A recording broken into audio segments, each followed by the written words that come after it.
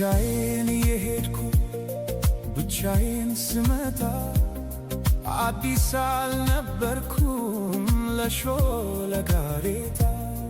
ሁሉን ያየሁበት ሁሉን ያወቁበት የዕድሜ መንገድ አላውቅህም አለኝ ካንቺ ጋር ሲላመድ። እናልሽ የኔ ዓለም